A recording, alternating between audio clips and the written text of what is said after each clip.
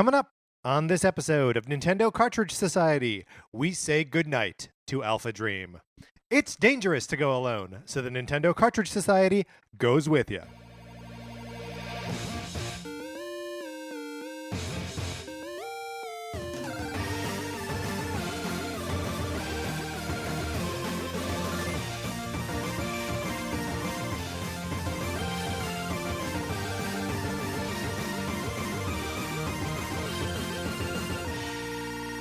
Welcome to Nintendo Cartridge Society. My name is Patrick Ellers. I am joined, as always, by my co-host, Mark Mitchell. We've got a good show for you today. We are going to be talking about the news from the week, including new modes in Super Mario Maker 2. And then on Thursday, we are going to be talking about Nintendo characters that should have their own spin-off series. But in the meantime, Mark, how are you? I'm doing great. Yeah? It's good to see you on this fine Sunday afternoon. We're recording this a little early. Behind the curtain.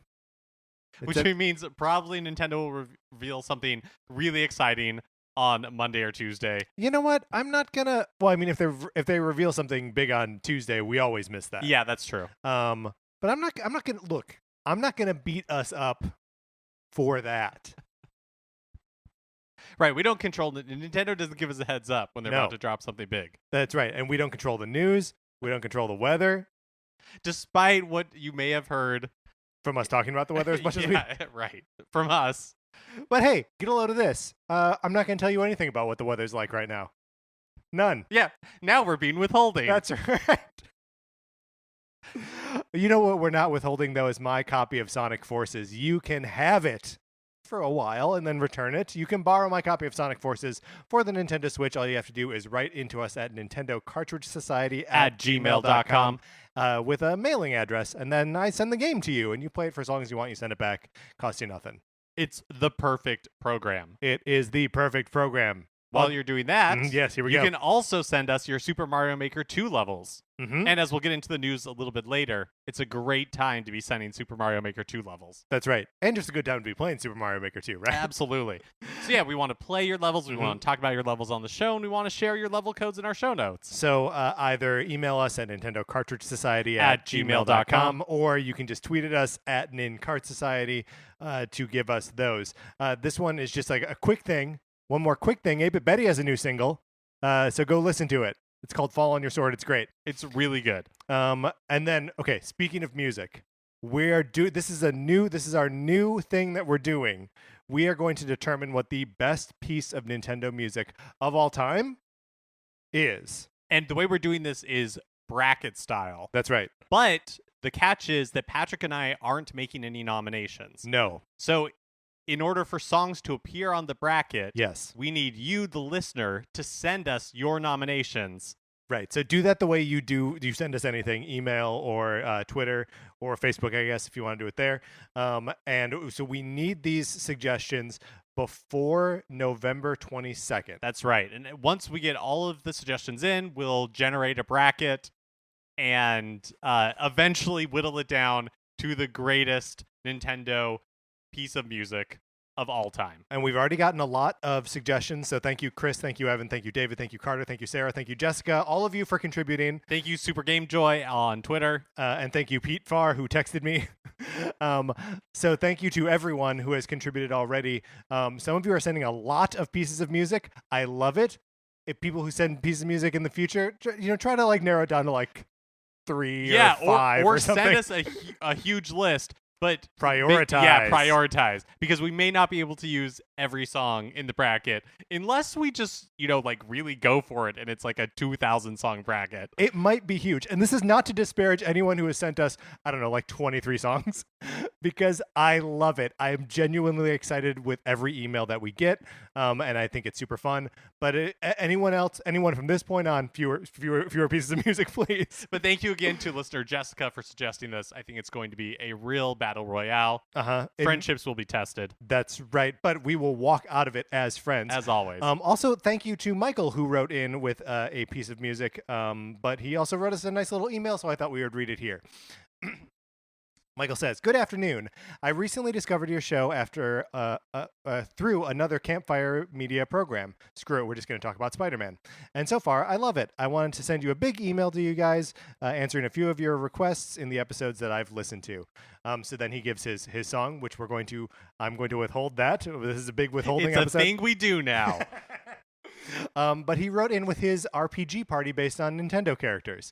In the fighter position, Pit from Kid Ooh, Icarus. yeah, that's good. It's a great pull. The Thief, Scrooge McDuck, perfect. Who doesn't want a That thief is that, really good. who can bounce up and down on a cane? Yeah. Black Mage. We're jumping out of order here, but I'm okay with it. Black Mage Mega Man, Interesting. because I don't necessarily associate Mega Man's powers with magic. No, but Mega Man plus magic is a pretty lethal combination, Also, Mega Man he's an offensive character more than anything else, right? but not offensive. No, that's right. For the White Mage, now here's where you lose me, Michael. You say Waluigi because why not? I mean, it's airtight to me. I'm on Michael's team. In the monk position, he has Super Mario, which I think is pretty solid. And then in the red mage position, Pokemon Trainer, which is pretty good. Pokemon Trainer has shown up in two of these listener lists. That's a good party. It is a good party. I don't remember who was in all of our parties, but this one would probably win. And then Michael goes on to say, best autumn game for me will always be Pokemon Blue. Back in 1998, my brother and I rode our bikes to and from the mall every day that fall, searching Babbage's, EB Games, and Nobody Beats the Wiz, a local New York store that I don't believe exists anymore. Sears and Macy's to see if they had any copies of the game, which was incredibly hard to find. Finally, on a random Wednesday, we found both Red and Blue sitting on a shelf in Nobody Beats the Wiz. Every time I play it, no matter the actual season, I can instantly smell the smoky falling leaf smell associated with the season. Thanks for the always excellent show. I've been only listening for a few weeks now, but I think you've got a lifelong fan already. Warm regards, Mike. Thank you so much, Michael. I like that story. We should have more just like, tell me a cool story about your experience with a game. Nice Nintendo stories. Nice. That can replace guest weather. All right, well, let's get into what we've been playing this week.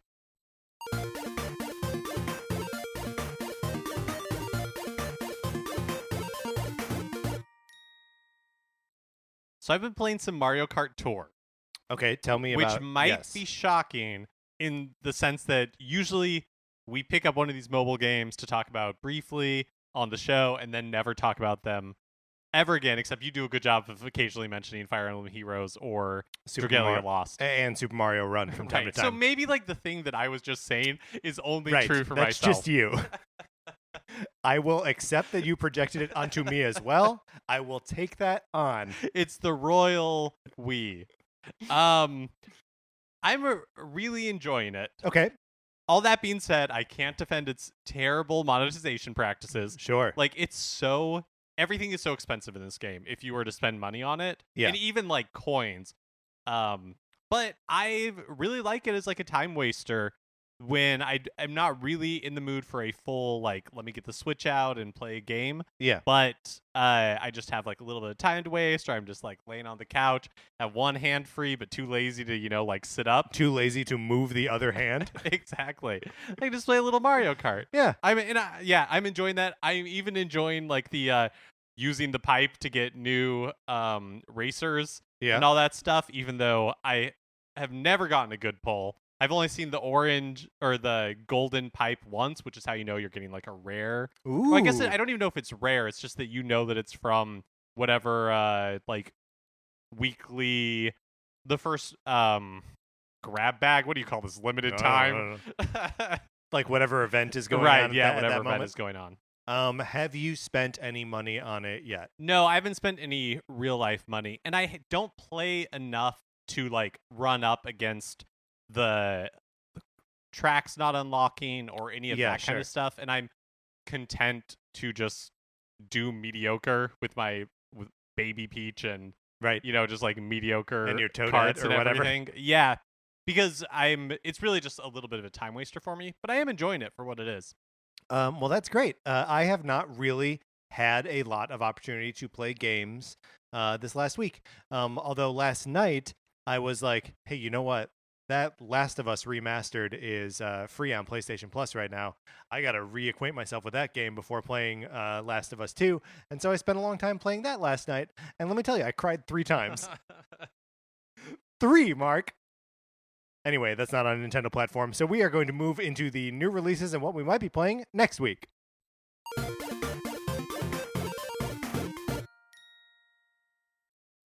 All right, on Tuesday, October 8th, which I'm going to say is today, but you, of course, know that that is not true when I'm recording Mark, this. Come on.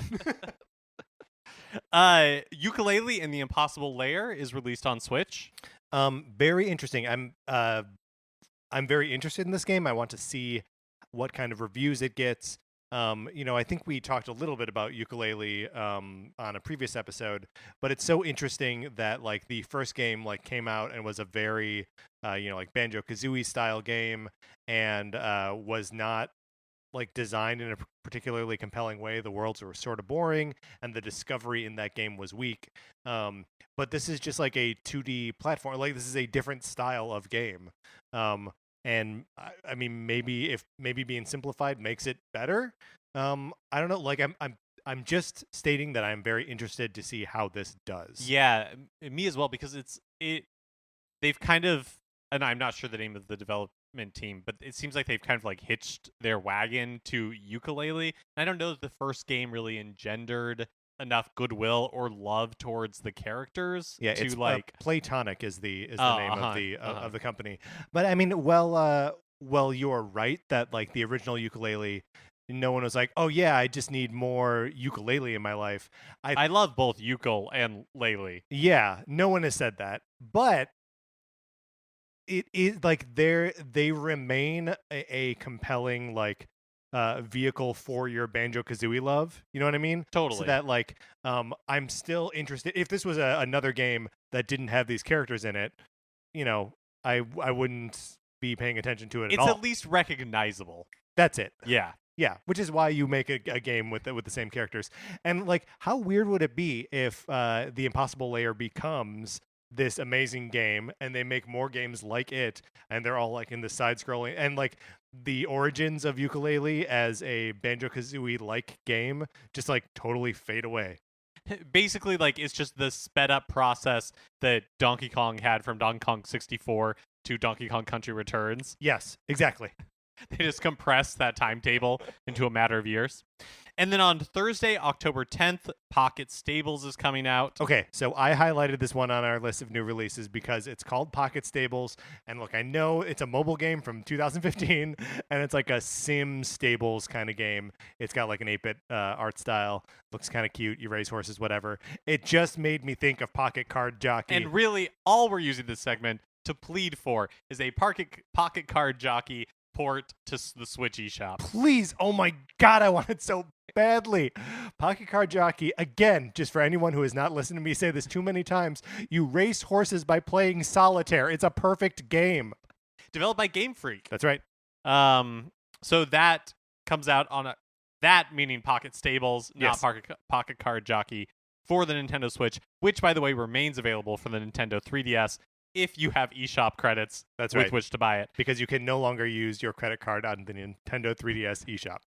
But that, meaning Pocket Stables, comes out on October 10th. And then on Friday, October 11th, Killer Queen Black is released on the Switch eShop as well. Very exciting that this thing is actually coming out.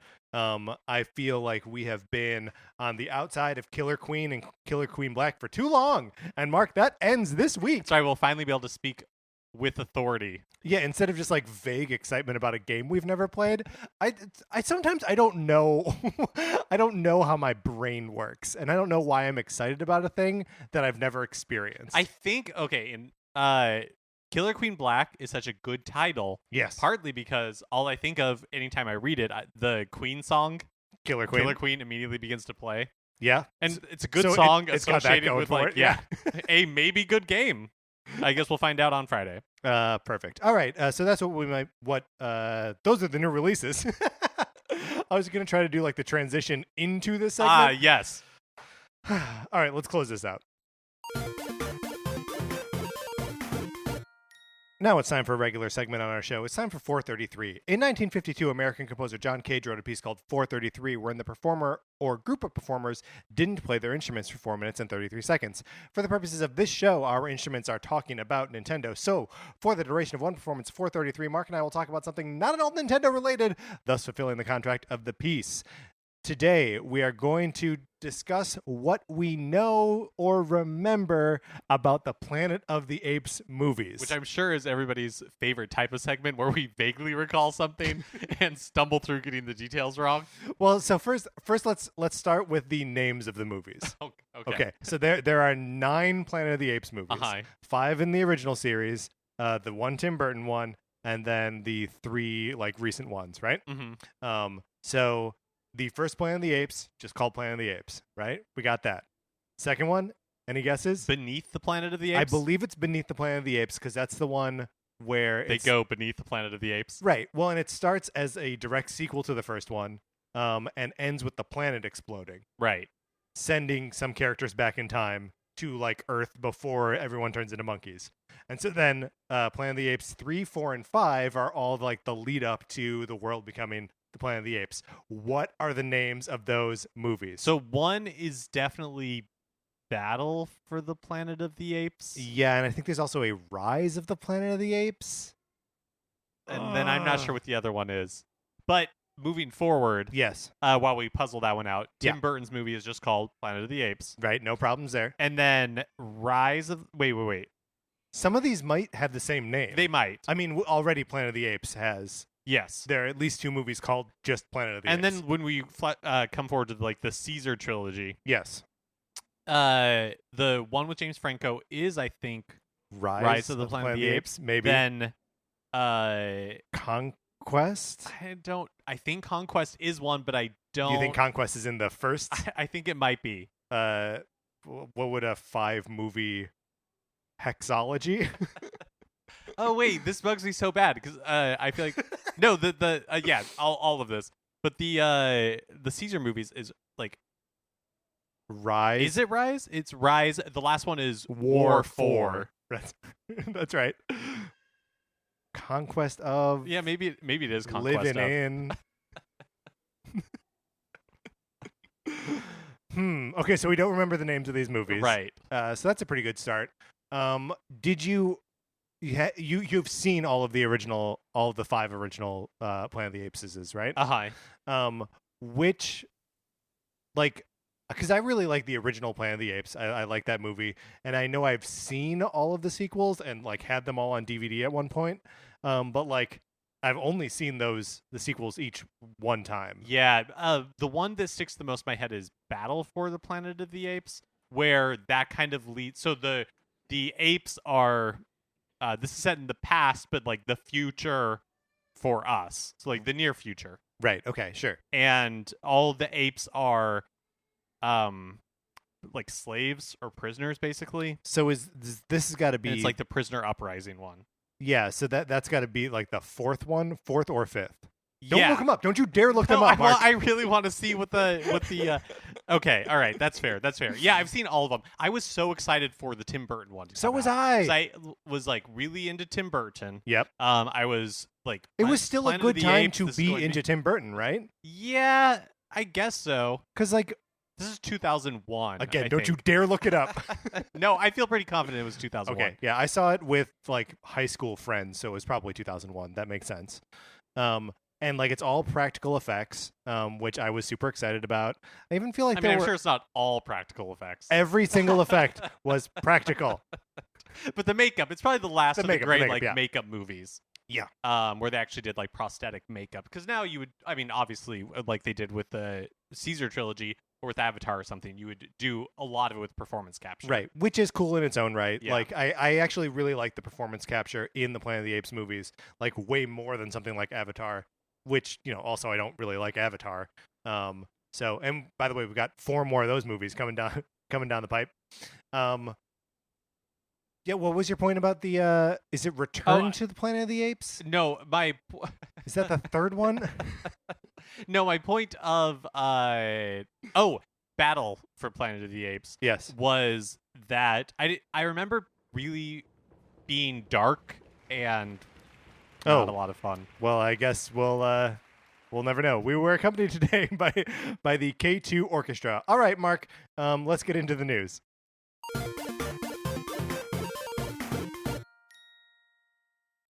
We've got a lot of Pokemon Sword and Shield news. Game Informer's cover story for this month, which I think in magazine terms means the November issue, because we're almost 1 month away from the release of Pokemon Sword and Shield. God, we are. Is crazy. That's so soon. So because it's the cover story, that means we got to deep dive into some of the details of the games. So here's some highlights. Yeah, lay them on me. Auto-saving is an option in the game for the first time ever in Pokemon. Which is A, great, and B, come on, guys. Auto-saving, that seems pretty important, right? I mean, yeah, it makes a ton of sense. But is there like a elite strategy reason why you wouldn't want auto-saving? Like if you get the wrong yes. like Pokemon or role or something like that? Yeah, so when like encountering a legendary Pokemon, there are all these like attributes, hidden attributes of Pokemon that like their nature, I know, is one of them, and just like stats, whatever, that every time you encounter them, it like rolls a different one. Mm-hmm. And so I know there are people who like will save Scrub and just like keep like going back and trying to like re-recruit the same Pokemon until it's the right nature. So I think for the layman Pokemon player, like me and you, yeah, this is a great thing, but I think they're smart to make it optional. Yes, I agree.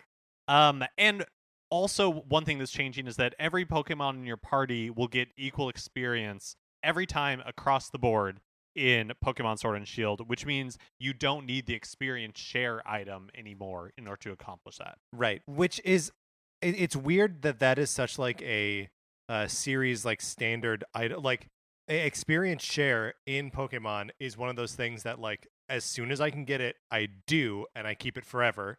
And like when it appears in any other type of game, I'm like, yes, I want this. Totally. I don't want to have to grind for everyone separately. I've heard like there's a little bit of grumbling about like that there may be characters that you don't want to level up at the same rate as everyone else. I don't totally understand those objections. Maybe it is around like evolving Pokemon or that kind of stuff. Can't you just leave those Pokemon back in your bank? Like if they're not out with you, if they're not in your party, they're not leveling up. Yeah, I guess that's true. Yeah. Anyway. I don't understand the finer points of Pokemon. No, has been discussed. We are Pokemon idiots. We're just excited to play this game in like a month. Producer Junichi Masuda elaborated on why mainland Pokemon games have always resisted being console experiences. The handheld games, quote, facilitate the real-life interactions playing with friends in the same space and talking with each other, which I think makes a ton of sense. Yeah. And is just like a, that's like a feature of the anime, right? Is that Ash is like going and meeting people and making his Pokemon fight their Pokemon. It's a social experience. He also mentioned the importance of the partnerships with stores for distributing rare or unique Pokemon. Again, he emphasized that this is important for the social aspect of the game, saying, we do that so you can go there to that location and you may run into a friend or meet somebody you didn't know before and connect through the game. Which I thought was interesting, just if for no other reason than it's not like, oh yeah, we have these strategic partnerships with stores because we get something out of that financially. That is like, yeah, you go there and then you'll meet someone else who is also playing Pokemon. But they got some secret backroom deals. Well, I really appreciate this as well. I wish the Switch still had 3DS, like the Street Pass on the 3DS. Sure. Because I didn't take my 3DS out a bunch, like I didn't commute on a train or anything like that. But anytime I would travel, I would throw my 3DS into the bag, and it was really fun to be going through airports and then getting on a plane and like booting up your 3DS and just seeing different people from, all around the world wearing like different outfits and different hats, playing different games. It was really cool, and I liked that sort of like passive social interaction. Yeah, totally. And I wish they had brought that over to Switch, but I like when games encourage that sort of thing. It also would have been great if the 3DS didn't insist on draining the heck out of your battery while street passing like that. I didn't find it to be that bad. Well, because like what I would want to do is I would want to just like leave it on like in my bag for like a whole day of travel. or just like going out for the day, and like a day will kill it, you know? I'm just sad that it, like at the height of the 3DS's popularity, I didn't have an opportunity to like go and visit Japan and just like street, because living in LA, I mean, we're also isolated in our own cars and everything, and like sometimes we just want to like crash into each other to feel something. You know oh what I my mean? Goodness. Masuda also mentioned that he preferred to keep the Pokemon development team small, which is why the core development at Game Freak is 180 to 200 people. Which is pretty small. Yeah, relatively. Yeah. Yeah, for sure. When a project like Assassin's Creed will have thousands of people working on it. Yeah, which I think is sort of speaks to whatever kind of criticism they get about the games always being like a little bit like budgety, or like that they don't like stretch to meet like whatever the enormous consumer demand is of like have all the Pokemon in it, have everything be like beautiful HD graphics. Like it still looks like it's going to be a nice looking game, and I'm still very excited for it. But like the fact that they are keeping the team purposefully small is interesting, if nothing else. He mentions Gear Project System is the program within Game Freak that allows even smaller teams to break off and make non-Pokemon experiences. Cool. Like we're seeing with Little Town Hero, which Mhm. I didn't realize until it came up on the eShop as like a side note, that Little Town Hero is only 30 or 40 bucks. It's like cheaper. I didn't realize that. So that actually helps me recalibrate my expectations for that game, Absolutely. which again is I think coming soon in the next couple of weeks. Yeah, October sometime, I believe. And Pocket Card Jockey, ding Of ding course, ding ding ding, Pocket Card Jockey, twice in one episode, baby. Mark it on your bingo cards. But yeah, I mean, also, Pocket Card Jockey was another like budget title that was cheaper. And if Little Town Hero is going to be an experience like of the same caliber, or like on the same like time investment or whatever, it could still be a great game even at a lower price and at a smaller scale. At some point in the development process of Pokemon Sword and Shield, Game Freak considered doing away with turn-based battles altogether. Yeah. So this is the language in the Game Informer article gets a little sticky here. So I just wanted to maybe read from them directly, because it reads, quote, Game Freak thought about changing up the very core of the battle system from traditional turn-based from the traditional turn-based experience, but reconsidered when thinking of the initial themes for this next entry. However, director Shigeru Omori said that the team felt, quote, felt like expressing the turn-based battles in their ultimate form, unquote, unquote. The part that's interesting to me about that is when he says that they reconsidered when thinking of the initial themes for the next entry. Yeah, well, and so there are a lot of things here that feel a little nebulous to me. Themes for the next entry, I assume they mean Sword and Shield, that they are talking about the next entry in this one that's coming out. Yeah, I think so. And not the next entry. But yeah, that this would be a particularly... Well, so it makes me wonder, like, are they talking about getting rid of combat entirely, or doing a different kind of combat that wouldn't be turn-based? Right. I read it as being they'd not be doing turn-based, but I wonder if by themes they mean like story themes, right, in like the narrative, or if they mean themes like goals for the project, right? So when they were talking about like, oh, what is our goal for this next entry in the Pokemon series, that I don't know what one of those were, but maybe it was like, oh, because this is like the first HD new generation, like let's really show what these turn-based battles can look like, sort of thing. Like, so I wonder what themes means in this scenario. There are a lot of like sticky little words here, so I just wanted to not try to recontextualize it, but just present what Game Informer has uncovered for us. There was also some confusion coming out of the Game Informer article about the number of gyms in the game. I don't know if you saw anything about this. Yeah, this is weird. So the Game Informer story called out 18 gyms, but the Pokemon Company later issued a statement clarifying that the story takes users through 8 gyms. Okay, which is more in line with what a traditional Pokemon game does. Right, but that there are 18 different types of gyms that exist in Galar, and the gyms and the gym leaders differ depending on if you pick up Pokemon Sword or Pokemon Shield.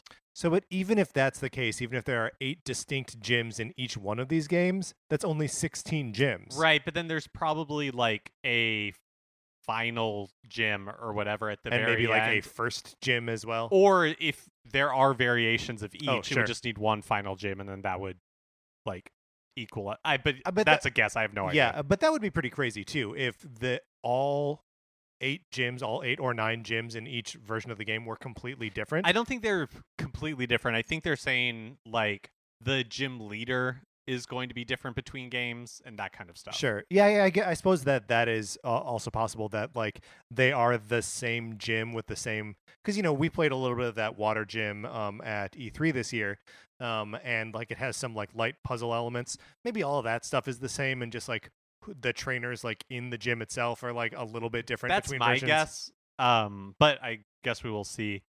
And on the Pokemon 24-hour live stream, we saw a new Galarian form of Ponyta with a sparkling pink and white mane and maybe a unicorn horn. Looked like a unicorn horn. Looked like to a me. unicorn horn. So the Galarian Ponyta is a beautiful unicorn. Lustrous mane. We see 2 of them like gallop into frame together and kind of like nuzzle each other, and then their manes shimmer like the heavens, and they gallop away. So it's all adorable. Yeah, Everything about this game is really adorable. I'm very excited for this game. When Mario Maker 2 was... So back when Mario Maker 2, they had like the Nintendo Direct for it, and this was before E3. And one of the things that was really missing was the ability to play online multiplayer with your friends, right? Yeah. Like Mario Maker 2 has the versus multiplayer and like the cooperative multiplayer, and it's really fun, but you just were never able to like connect with your friends to do it. It would just randomly pair you up. Right, exactly. So at E3, Nintendo was issued a statement saying that in a forthcoming update to the game, you would be able to play with friends. That update is now here. Version 1.1.0 dropped last week. It includes being able to play multiplayer with friends, plus a bunch of other updates, including a new LAN play option for people on the same LAN network. Okay, like hardwired in? No, it seems like, and look, I don't understand how LANs work in this day and age, but it seems like it's if you're on the same LAN network, you can play multiplayer. All right. So LAN maybe is just like a local, right? Like yeah, I mean, I guess circuit or it connection. just stands for local area network. So like Right. if you're on the same Wi-Fi together and like set up a network, I guess it makes sense. Yeah. That it wouldn't have to be physical. I just always think of LAN party as everyone dragging their PCs to like one Right, you just like somebody's Ethernet basement. cable in all of them together. Yeah. You can now choose play together directly from any course uploaded to a player's profile, which is cool. In leaderboards, there are now official makers, making it easier to find official Nintendo-built levels, which I think is a really Cool. welcome addition. And you can now use touch controls with button controls in handheld mode. This is great because the building tools in this game are very good. They're very versatile, and I do a lot of it on the TV. So like, it's a little bit tricky in that like you have to really learn the kind of like shortcuts to doing everything, and you're using like every button on this controller because it seems like it would really make most sense for it to be like a touch interface. But then when I switch over to handheld, and I can't make that way, I have to make like by tapping on the, like I've committed all of these muscle memory like shortcuts to the controller, and then I can't use them. So this is I'm very happy about this. You can also just set it to use touch controls only if you wanted to. I will not. And then there's also lots of other quality of life improvements to the game. It's a pretty big update. Nintendo of America also tweeted that additional updates are planned, including new course parts. Interesting. Also, look, at some point, we've got to get a new theme. Right. We have to. Yeah. Because new Super Mario, no, not new, Super Mario 3D World is still in there under the additional themes category. It's the only one that's there. It's the one additional themes. And Nintendo wouldn't lie with grammar like that. That's They just would not never. what they do. They would never lie with grammar. AlphaDream, developer of the Mario and Luigi RPG series, has declared bankruptcy and is ceasing operations. So maybe not that big of a surprise, right? Like the last two games that these guys put out were remakes on the 3DS for a one Game Boy Advance game and one DS game in the Mario and Luigi series. And they both came out like way after the Switch was like already out, and like no, you know what I mean? Like during that period when like people weren't buying new 3DS games. Right. Well, speaking of Bowser's Inside Story, so after the news of AlphaDream's bankruptcy came out, former Game Informer senior editor Imran Khan tweeted that he'd heard that the 3DS remake of Bowser's Inside Story sold so poorly that Nintendo canceled like other 3DS plans. But I wonder how that like relationship worked between AlphaDream and Nintendo. Like, sure, was like, AlphaDream pitching these games? Yeah, or was who was Nintendo setting those soliciting priorities? them? Yeah, that's a good question. And so like, yeah, like I don't know how that worked. Like, I don't know if AlphaDream had recently been pitching a new like Mario and Luigi or game to Nintendo or games to other platform owners, and none of them, got greenlit. I think it's still a little bit unclear exactly what happened here. Yeah. And I mean, it sucks a little bit because like the series was doing, something like interesting with the Mario characters, and maybe it had gotten like a little stale and they hadn't really like innovated on the Mario and Luigi formula, but like they're funny little games, and like I don't know, they are interesting. It's kind of a shame that is now going to well, maybe just fall into someone else's hands. Yeah, it'll be interesting to see if this also marks the end of the Mario and Luigi RPG series. Speaking of marking the end of something, this is probably the last time we're ever going to talk about Dr. Mario World. No, Mark, because it's a mobile game that we didn't don't say care that much about. Come on. But they've been slowly adding new Doctor characters to the game since launch, and I saw this come through on Twitter, and I thought it was so cute that I had to talk about it on the show. Yeah. They introduced a Dr. Luma character. Oh my god. Who is separate from Dr. Rosalina. Yeah. And doesn't wear a lab coat. Oh. Missed opportunity, but carries a satchel. That's cute. Gained opportunity.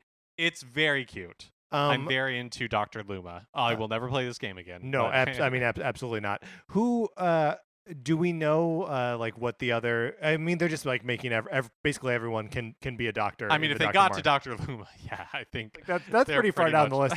That feels like it's after Dr. Goomba. I think they're doing a like Mario Galaxy themed event or like a new map or something. Sure. So I think that's why both Dr. Rosalina and Dr. Luma were introduced. I think the first Luma Doctor in the Mushroom Kingdom, by the way. Oh wow, that's really impressive. Yeah, he's a real trailblazer. Who do you think would be the worst? Like at what point? Like, has to be a Mario character, like a nameable Mario character, who is a doctor. Who would be the one that you're like, all right, I am out. I don't care about this at all anymore. Well, I immediately not a Mario character, but Tingle would be like Dr. Nick from The Simpsons. Yeah, that's right. He's always getting hit with malpractice suits. I was thinking any of the Brutals from Mario Odyssey. Oh, They're wonderful wedding planners, but terrible doctors. They would really give it their all, though. Finally, John Kirby, who was the namesake for the Nintendo character Kirby, passed away last week at the age of 79. Kirby represented Nintendo during their lawsuit with Universal in the early 1980s over the Donkey Kong name. Well, that's where it ended on a little bit of a sad one. I did not know that Kirby was named after a human being. I didn't know that either. So I imagine that in Japan, Kirby is not actually named Kirby. But Kirby's like one of the most Japanese things I can like imagine. But you're probably right that his name isn't Kirby. Right. Wow. A lot to think about. A lot to think about. A question. So John Kirby, not Jack Kirby, a different person. John Kirby was an attorney. Yes. Okay. I believe so. And okay. I'm just wrapping my head around this Donkey Kong thing, because I remember there was also a time, maybe like a decade ago at this point, when Nintendo was getting litigious with people about the phrase "it's on like Donkey Kong." Do we know if John Kirby was involved in that in any way? I don't believe so. Okay, well, it is on like Donkey Kong. All right, Mark, let's get out of the news. Okay, that is going to do it for this episode of Nintendo Cartridge Society. If you enjoyed it, please rate, review, and subscribe on Apple Podcasts. That sort of stuff helps us out a bunch. Also, you could share this episode on Facebook or Twitter or wherever you share things. Mark, what's the last place you shared something? Oh, man. Yeah, it's tough, isn't it? We're all too greedy. I mean, and at work, selfish. we talk about podcasts all the time at work. So, at work. Oh, I see what you mean. Yeah. Or do you mean like... Oh, like or do you mean like when I share?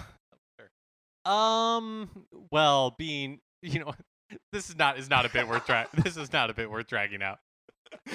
All right, you can follow us on Twitter, where we promise not to drag out bits either. On Twitter, I'm at Patrick_Elders. Mark is at MK Mitchell, and the show is at Nin Cart Society. We also have a Facebook page, which is just Nintendo Cartridge Society. Olivia Duncan made our logo. Our theme music is provided by 8-Bit Betty. You can get more of his music by going to 8bitbetty.com or by listening right now. For my co-host, Mark Mitchell, this is Patrick Ehlers sharing a thank you for listening.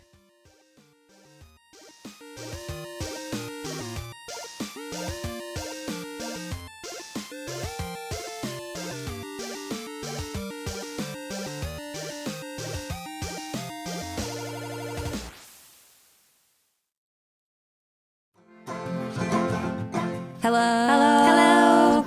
Check out our new podcast, Barely Composed, with us, Femini Trio. Each week, we write a brand new comedic song with one of our funny friends. Listen and subscribe to Barely Composed on Apple Podcasts or wherever you get your podcasts. Brought to you by Campfire Media.